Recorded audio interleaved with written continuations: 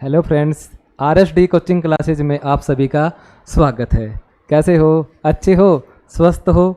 अच्छे से पढ़ाई कर रहे होंगे आप लोग। हमने अपना जो संविधान का टेस्ट सीरीज शुरुआत की थी, आज उसी का अपना अगला पार्ट है। उसका नाम है राज्य के नीति निदेशक तत्व।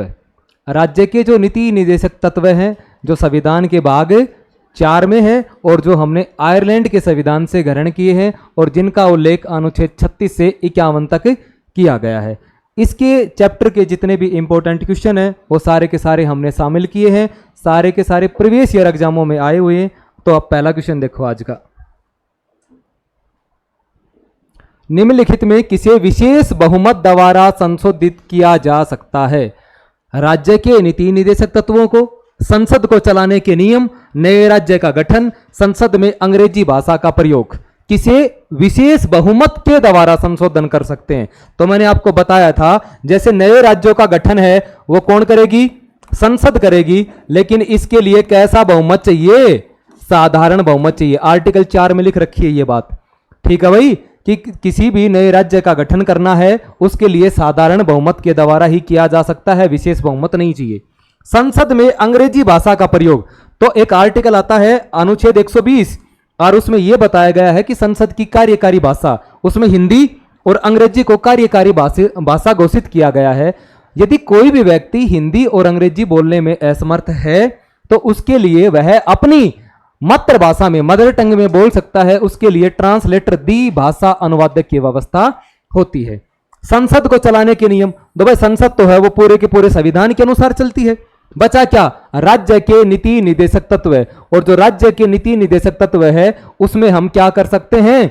संशोधन कर सकते हैं। और किस आधार पर संशोधन होगा? विशेष बहुमत के आधार पर संशोधन होगा। 42वें संविधान संशोधन द्वारा किस अनुच्छेद के माध्यम से श्रमिकों को प्रबंधन की भागीदारी सुनिश्चित की गई? मतलब 42वां संविधान संशोधन। तो आपको यह पता होना चाहिए कि 42वां जो संविधान संशोधन है वो कब हुआ? 1976 में हुआ, मतलब बाद में हुआ। आपका संविधान बनकर तैयार हुआ 49 में, लागू हुआ 26 जनवरी 1950 को। जो संविधान था मूल संविधान, उसमें सारे आर्टिकल क्रमवाइज थे, सारे भाग क्रमवाइज थे। अगर हमने जो 42वां संविधान संशोधन 1976 किया है उसको हम बोलते हैं मिनी कॉन्स्टिट्यूशन, मतलब लघु संविधान बोलते हैं। इसका मतलब यह है कि हमने संविधान में बहुत सारे चीज जोड़ी हैं तो पार्ट बनेंगे तो मतलब उसको बाद में लिखा जाएगा। संविधान में कोई चीज जुड़ेगी वो किसके तहत जुड़ेगी? 42वां संविधान संशोधन 1976 के तहत जोड़ेगी। इसमें कहा श्रमिकों के प्रबंधन की भागीदारी किस अनुच्छेद में लिखी? तो बात करते हैं अनुच्छेद 38 है। इसका मतलब पहले से ही था। इसके आगे सब क्लोज होता कै ए बी सी डी, तो बाद में जुड़ेगा। तो ये मूल संविधान में है। और 38 में यह उल्लेख है कि राज्य का कर्तव्य होगा कि वह सामाजिक, आर्थिक, राजनीतिक और न्याय से युक्त एक अच्छी व्यवस्था बनाए अपने राज्य के लिए, जो आपका था। अनुच्छेद 45, इसमें यह था कि 6 से 14 वर्ष के बच्चों को निःशुल्क व अनिवार्य शिक्षा दिलाना। वर्तमान में 6 वर्ष से कम बच्चों को प्रारंभिक शिक्षा दिलाना इसका कर्तव्य है। अच्छा, 43A और 39A ये दोनों के दोनों जोड़े गए 42वां संविधान संशोधन 1976 के तहत जोड़े गए। इसमें क्या है? गरीबों को निःशुल्क व न्याय दिलाने के लिए निःशुल्क कानूनी सहायता प्रदान करना 39A में है।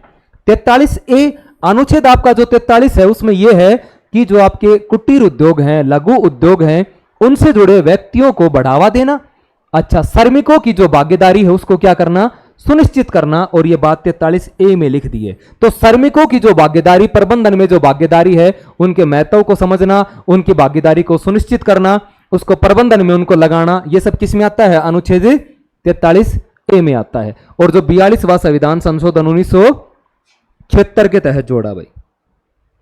भारतीय संविधान का कौन सा भाग अंतरराष्ट्रीय शांति और सुरक्षा के प्रति राज्य का उत्तरदायी उल्लेख करता है? आपका नीति निदेशक तत्व है। और जो आपके नीति निदेशक तत्व हैं, डीपीएसपी हैं, ये भाग 4 में है और अनुच्छेद 36 से 51 तक है। 36 से 51 तक है। जो आपका अनुच्छेद 51 है उसमें यह उल्लेख किया गया है कि राज्य का कर्तव्य होगा कि वह अंतर्राष्ट्रीय शांति और सुरक्षा में अभिवृद्धि करे। कि राज्य क्या काम करेगा कि वह देश के महत्व को समझे और वह अंतरराष्ट्रीय स्तर पर शांति और सुरक्षा कायम करे। तो आर्टिकल 51 में है, किसमें है? नीति निर्देशक तत्व। तो आपका मूल अधिकार नहीं, मौलिक कर्तव्य नहीं, संविधान की प्रस्तावना नहीं, तो किस में आएगा? नीति निर्देशक तत्व। और यह बात किस अनुच्छेद में है? अनुच्छेद 51 में कहा गया है।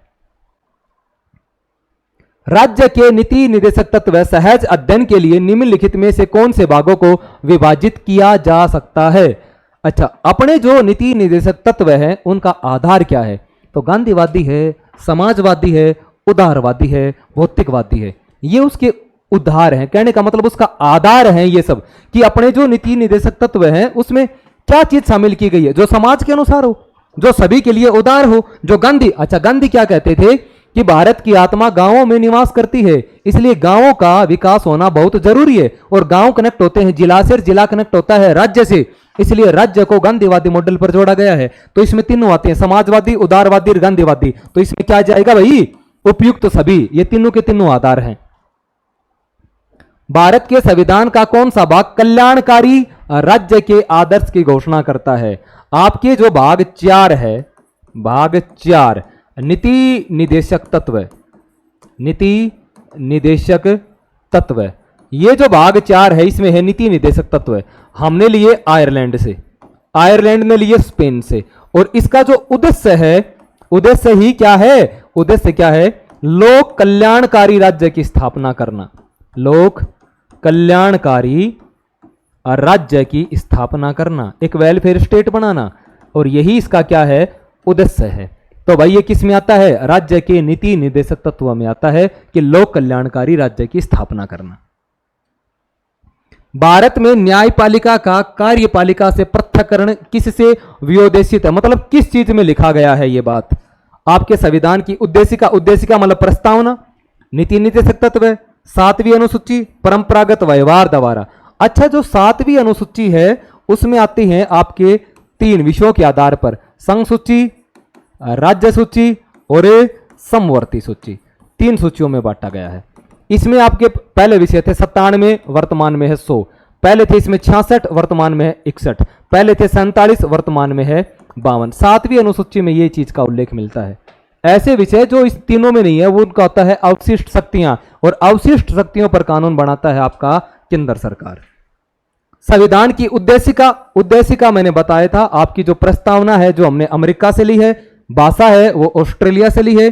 प्रस्तावना संविधान की जो तीसरी बैठक थी 13 दिसंबर 1946 को, उसमें जवाहरलाल नेहरू ने उद्देश्य प्रस्ताव पेश किए थे। और यही उद्देश्य प्रस्ताव किसका आधार बनते हैं? प्रस्तावना का। नीति निर्देशक तत्व, इसका अनुच्छेद आता है 50।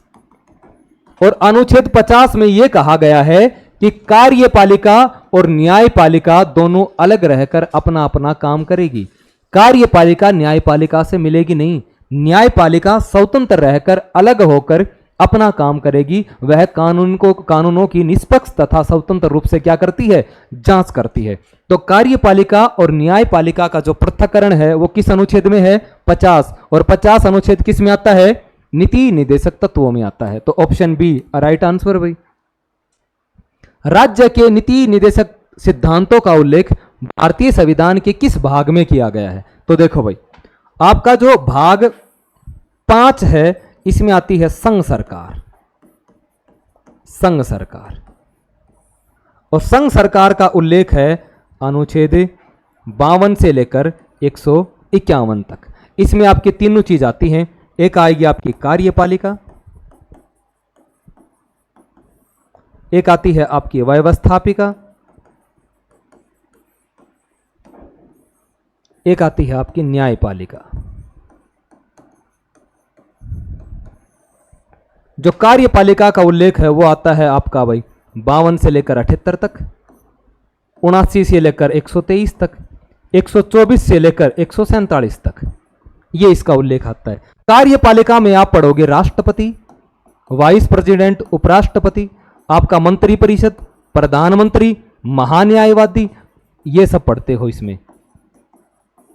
आप व्यवस्थापिका में पढ़ोगे संसद, लोकसभा, राज्यसभा।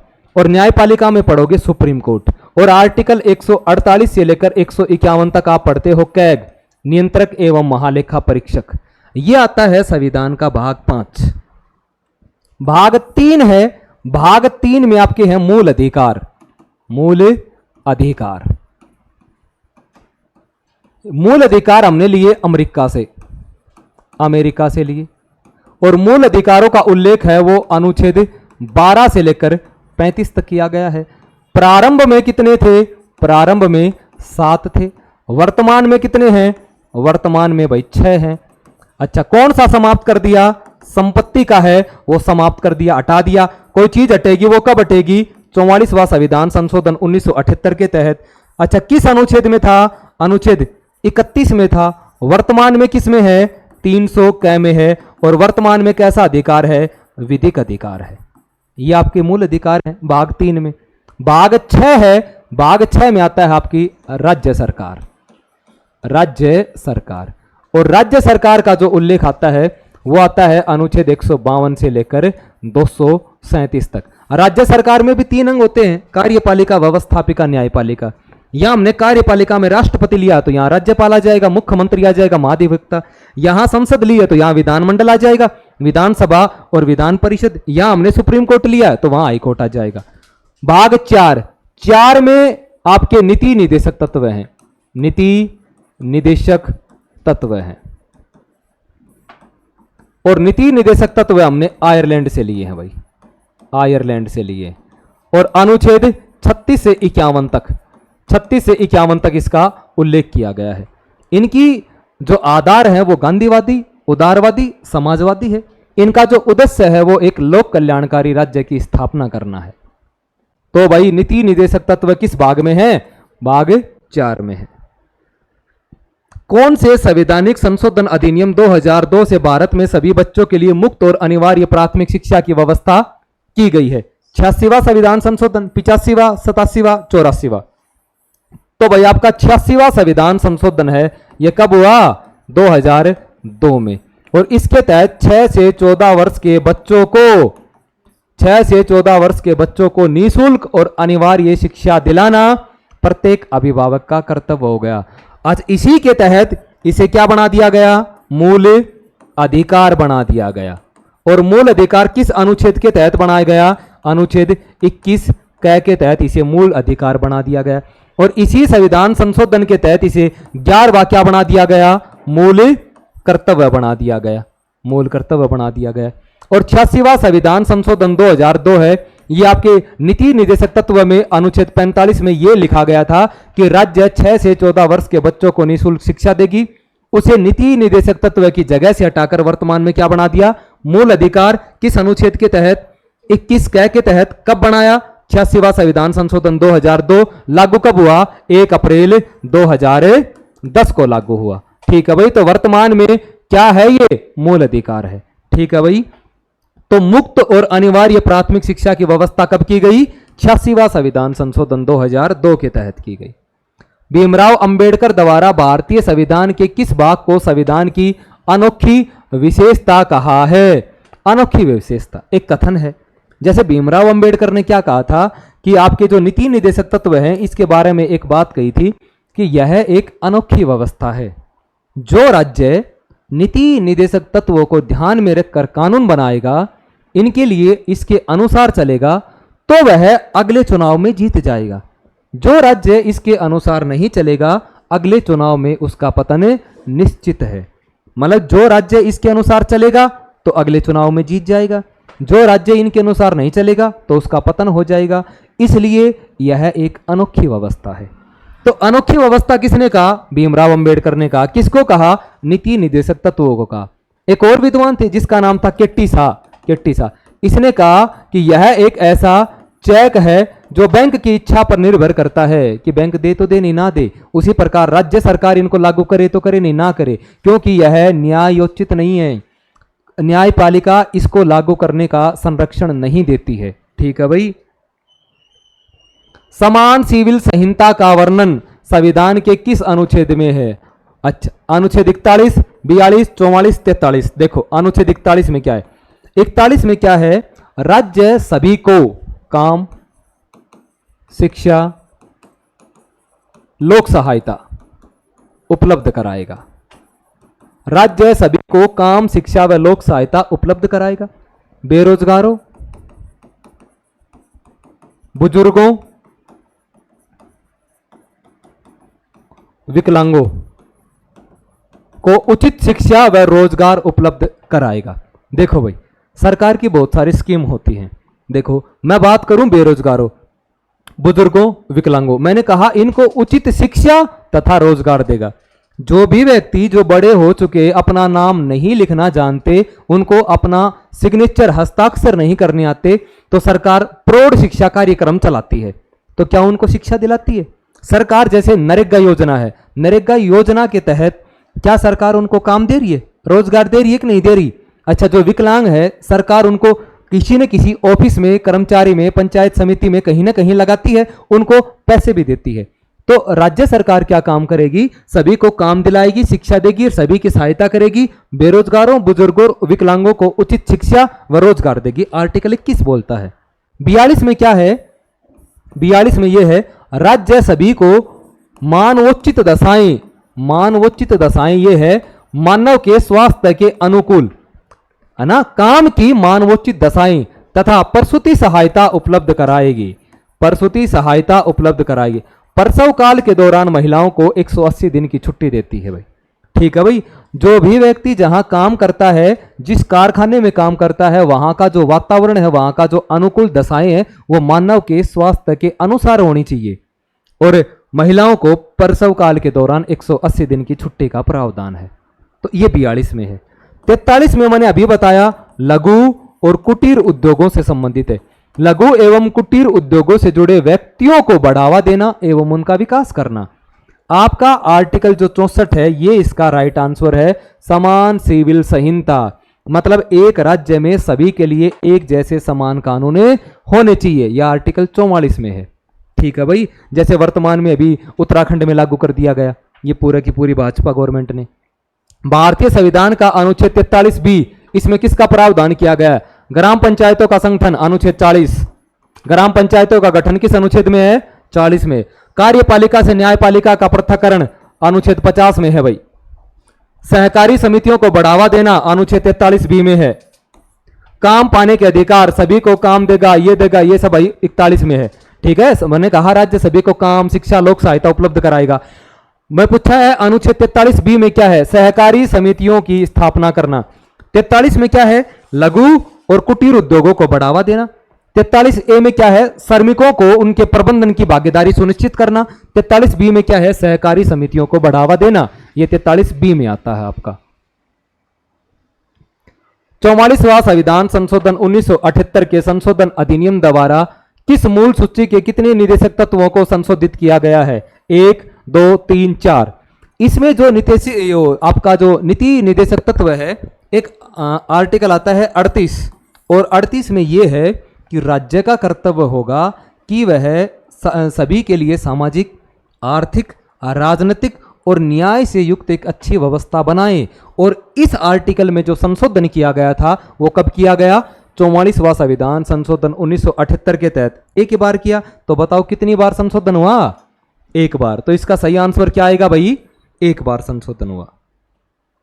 कौन सा राज्य एक नीति निदेशक सिद्धांत, मतलब कौन सा राज्य का एक नीति निदेशक तत्व का सिद्धांत नहीं है? नहीं पूछा है भाई।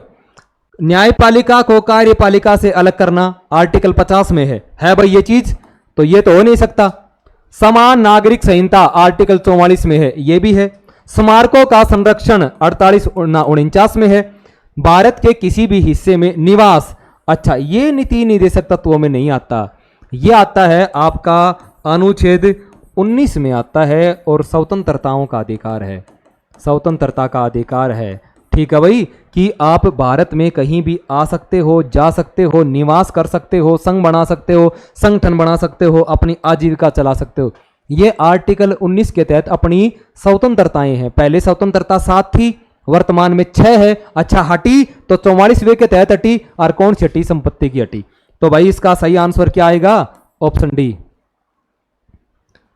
भारत के संविधान में मौलिक कर्तव्य के रूप में सूचीबद्ध नहीं किया गया कि कौन सा मौलिक कर्तव्य नहीं है।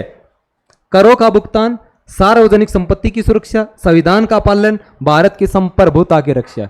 याद करो, मैंने बताया था मौलिक कर्तव्य वो है जहां हम अपने परिवार में जैसे उठते ही माता पिता के चरण स्पर्श करो, गुरु का आदर करो, देश संविधान के अनुसार चलेगा, जो भी अपने स्वतंत्रता सेनानी थे उनकी रक्षा करो, विज्ञानवाद को बढ़ावा दो, सभी समरसता की भावना से रहो, भाईचारे की भावना से रहो, यही तो है अपने कर्तव्य है। तो देखो जो 11 मूल कर्तव्य हैं उनमें से कौन सा नहीं है? सार्वजनिक संपत्ति की सुरक्षा है भाई, संविधान का पालन है, भारत की एकता संप्रभुता की रक्षा ये भी है, करों का भुगतान ये नहीं है भाई। इसका सही आंसर ए आएगा, करों का जो भुगतान है वो आपके मूल कर्तव्य में शामिल नहीं है। 11 मूल कर्तव्य है उसमें नहीं है, पहले 10 थे, वर्तमान में 11वां। देश के नागरिकों को मौलिक कर्तव्य सिखाने के सुझावों को कार्यान्वित करने वाली समिति को किस नाम से जाना जाता है? एलपी सिंह समिति, पाल एपलेबी समिति, जेएस वर्मा समिति, अभिजीत सेन समिति। अच्छा, अपने जो कर्तव्य हैं और नीति निर्देशक तत्व हैं इनके लिए एक समिति बनाई गई थी, उस समिति का नाम है जेएस वर्मा समिति। इस समिति का गठन किया गया 23 दिसंबर 2012 को, और इस समिति ने अपनी जो रिपोर्ट दी है, वो रिपोर्ट दी भाई 23 जनवरी 2013 को। इसमें की जो अध्यक्ष हुआ करते थे वो अध्यक्ष हुआ करते थे आपके सुप्रीम कोर्ट के पूर्व मुख्य न्यायाधीश वर्मा। इनमें एक आपके 2 अन्य सदस्य थे, एक का नाम था लीला सेठ, एक का नाम था कृष्ण सुब्रमण्यम। ये जो है उन्होंने इस समिति का गठन इसलिए किया था, 2012 में दिल्ली में निर्भया केस हुआ था। निर्भया केस होने के बाद महिलाओं के जितने भी मामले जो बलात्कार के हैं, यौन उत्पीड़न के हैं, कार्यस्थल पर उनके साथ जबरदस्ती की जाती है, उनको त्वरित ऐसे केसों में त्वरित मतलब जल्द से जल्द सुनवाई करने के लिए और कठोर सजा देने के लिए इस समिति का गठन किया गया था। तो भाई जो वर्मा समिति है वो इसका सही आंसर आएगा। क्यों किया गया? 2013 में इसने अपनी रिपोर्ट दी थी। इसमें कहा गया ऐसे जो भी केस होते हैं, ऐसे जो भी मामले होते हैं, उसमें जल्द से जल्द आपको सजा सुनानी चाहिए और कठोर सजा का प्रावधान किया जाना चाहिए।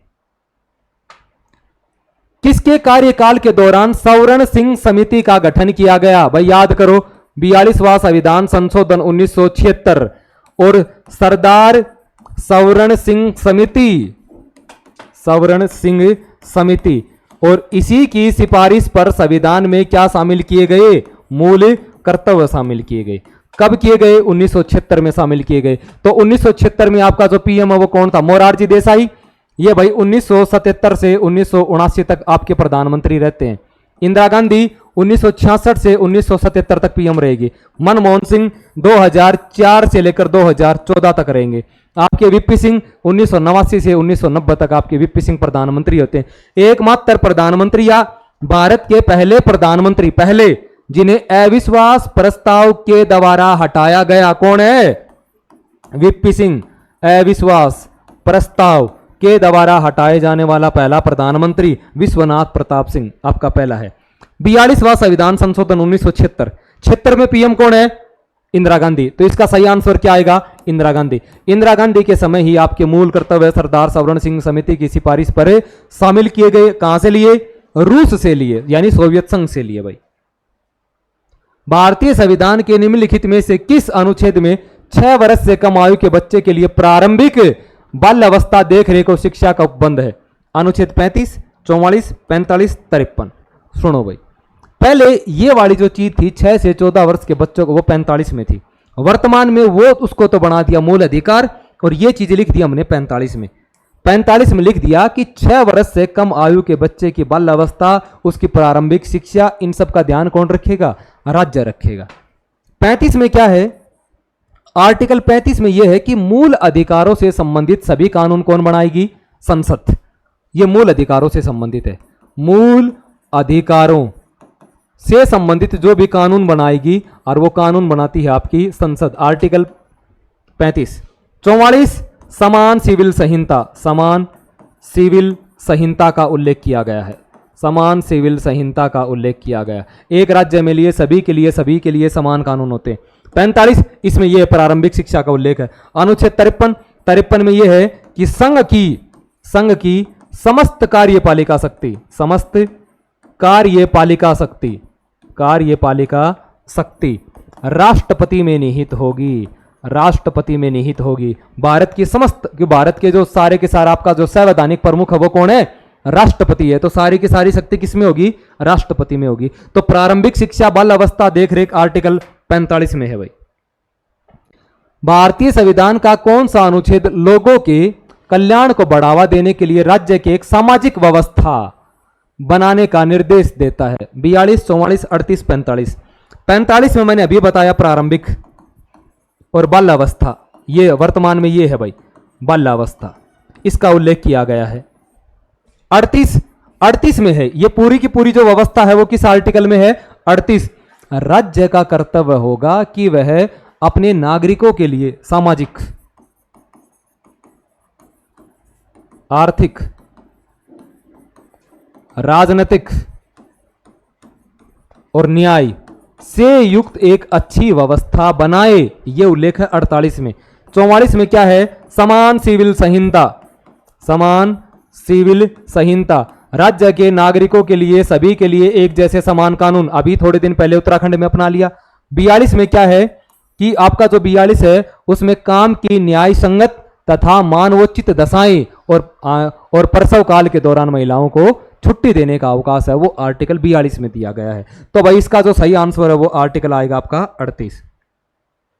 भारतीय संविधान का कौन सा अनुच्छेद राज्य की लोक सेवाओं में न्यायपालिका को कार्यपालिका से पृथक रखने के लिए, अभी मैंने बताया था कार्यपालिका और न्यायपालिका का पृथककरण किसमें है? 50 में दिया गया है। आर्टिकल 47 में क्या है? जीवन स्तर को ऊंचा करना, जीवन स्तर को बढ़ाना, मतलब कैसे? पोषाहार स्तर को बढ़ाना, पोषाहार स्तर सुधारना। कैसे सुधारेंगे?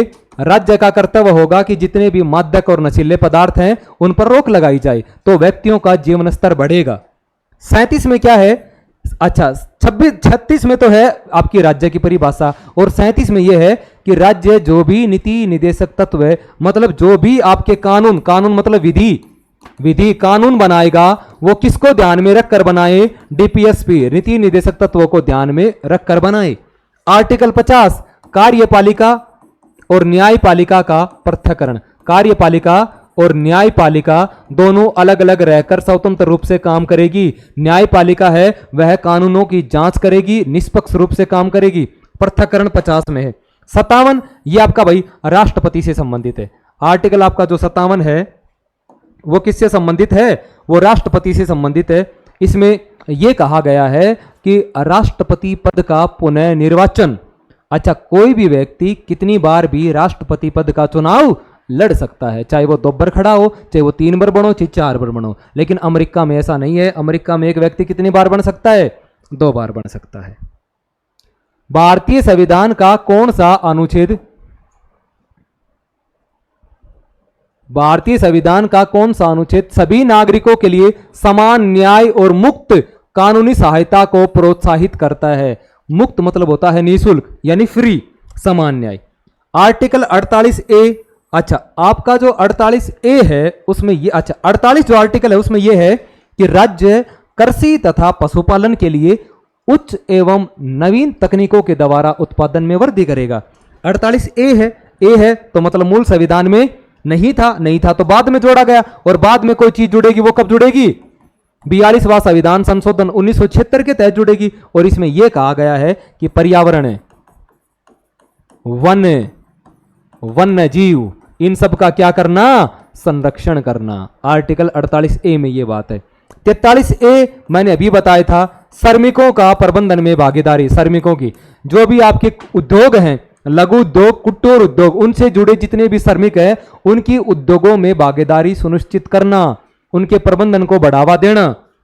32 है ये आपका भाई आर्टिकल 32 संवैधानिक उपचारों के अधिकार से संबंधित है, जो मूल अधिकार में आता है। 39A है तो मतलब बाद में जोड़ा, और बाद में कब जोड़ा?